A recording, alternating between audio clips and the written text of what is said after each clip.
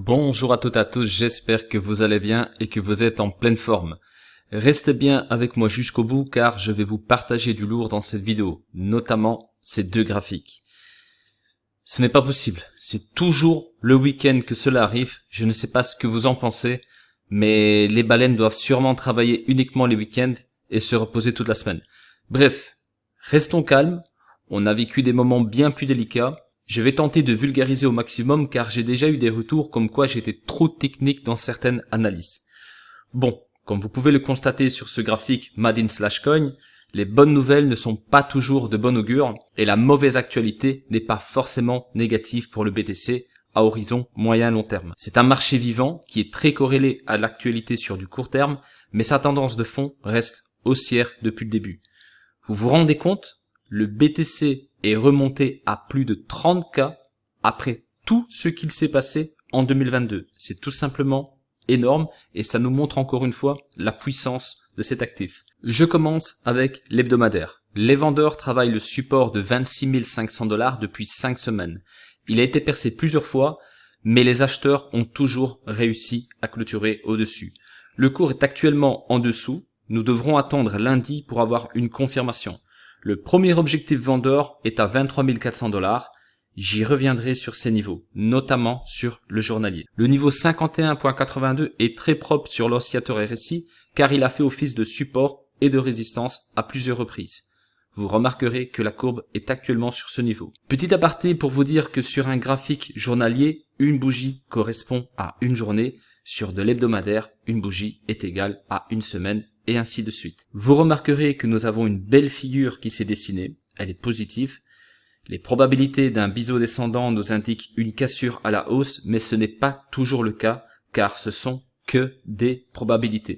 Une chose qui est sûre est que le premier objectif vendeur a été atteint car la cible était le bas du nuage représenté par la SSB en rouge à 25 330 $. Le deuxième est à 24 500 $, représenté par la Kijun et la SSB qui sont deux éléments très importants d'Ichimoku Kinkoyo. Le troisième est à 23 310 $. En ajoutant les composants weekly d'Ichimoku Kinkoyo, on remarque que ça fait sens avec la Kijun weekly par exemple. L'objectif ultime est bien évidemment le bas du nuage hebdomadaire. Le RSI nous a encore une fois aidé à visualiser un essoufflement car le chandelier n'a fait que monter depuis le début de l'année jusqu'au mois de mai. Et la courbe de l'oscillateur RSI n'a fait que descendre. Si vous voulez adapter vos probabilités, la seule chose que vous devez surveiller dans ce contexte journalier, c'est la lag and span en orange. Cette confirmation baissière pourrait facilement invalider cette figure et enfoncer le chandelier dans le bas du nuage hebdomadaire. Donc, il faut absolument éviter de clôturer sous les 25K en daily. Je n'ai pas toujours le temps de publier des vidéos, mais je ferai mon possible pour vous partager des mises à jour sur Twitter par exemple. Maintenant, j'attire votre attention sur la moyenne mobile 50 en journalier. Je la trouve propre et pertinente depuis décembre 2022 et c'est la raison pour laquelle je vous donne un visuel sur ce graphique. Regardez, on touche ici, encore ici, confirmation haussière, début d'année. Ensuite, confirmation baissière, nouvelle confirmation haussière, test, encore un test, confirmation baissière. Donc, sur la moyenne mobile 50, on a eu une confirmation baissière à 29K. Et on a retouché ici, mais on n'a pas eu de confirmation haussière. Donc pour l'instant, si on utilise cette moyenne mobile 50, on peut dire qu'on est dans l'attente d'une confirmation haussière pour rentrer sur le BTC, comme on aurait pu le faire ici ou encore ici. Voici un graphique mensuel avec une conversion du chandelier en courbe. Cette simplicité visuelle m'a permis d'identifier des points clés très intéressants. Je vous explique. Regardez comme c'est chirurgical. Cette première droite constituée par les 3 points de contact a été brisée lors du bear market en 2018 et ce qui m'intéresse grandement, c'est qu'elle a été retestée ensuite à 2 reprises. Ces 2 points de contact ont marqué des tops importants, comme vous pouvez le constater.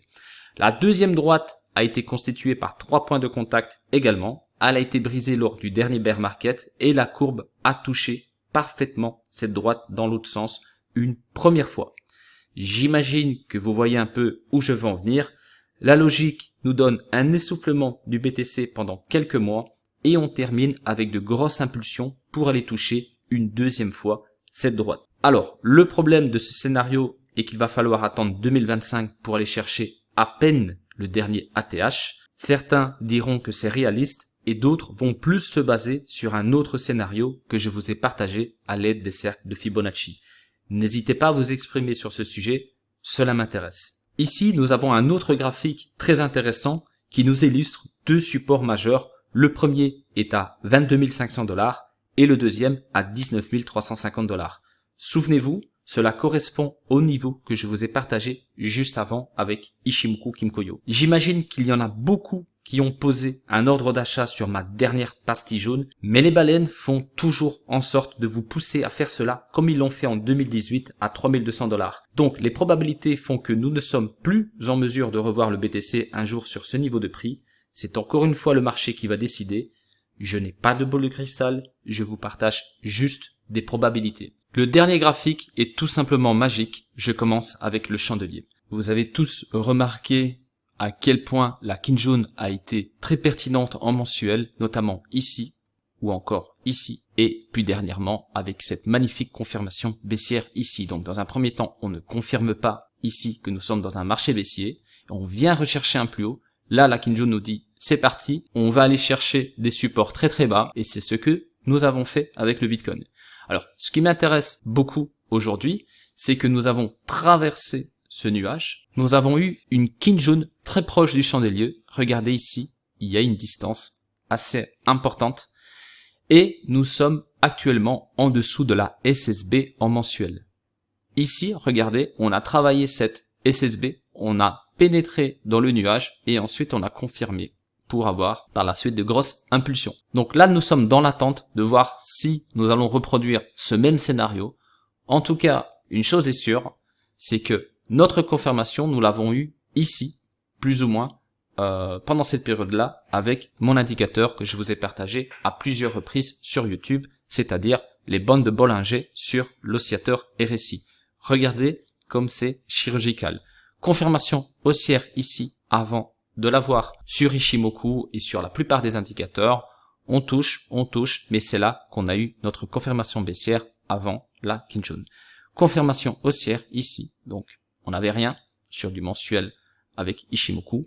Sur de l'hebdomadaire, nous avons eu des confirmations. Confirmation baissière ici, de nouveau confirmation haussière. Et là, ce qui nous intéresse surtout, c'est cette confirmation baissière, donc bien avant la Kinjun. Et regardez ici, on reteste tout simplement. Donc on ne rentre pas sur le BTC ici. On attend, et c'est ici que les bandes de Bollinger sur le RSI nous sont indiquées de rentrer, c'est-à-dire vraiment très proche du grand creux. Donc aujourd'hui, sur du mensuel, on n'a pas encore de confirmation baissière. Grâce à cette confirmation, on a bénéficié d'une grosse impulsion. Regardez, on est venu chercher la SSB ici parfaitement. Regardez comment on l'a touché parfaitement ici par le bas. C'est vraiment chirurgical.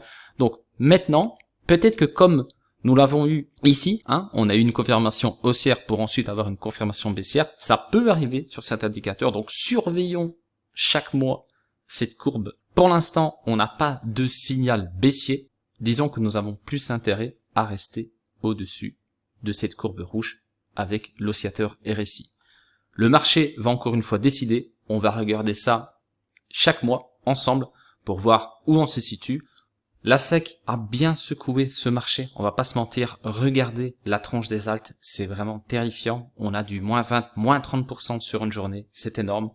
On remarquera aussi que Ethereum tient bien la route, en tout cas pour l'instant. Bitcoin est impacté, mais on est sur du 3-4% daily. Donc pour l'instant, c'est encore acceptable. On n'a pas du moins 10, moins 20% sur le Bitcoin. Merci à toutes et à tous pour votre attention. Si la vidéo vous a plu, n'hésitez pas à vous exprimer avec un petit like ou encore mieux, un commentaire. Prenez soin de vous et passez un excellent week-end.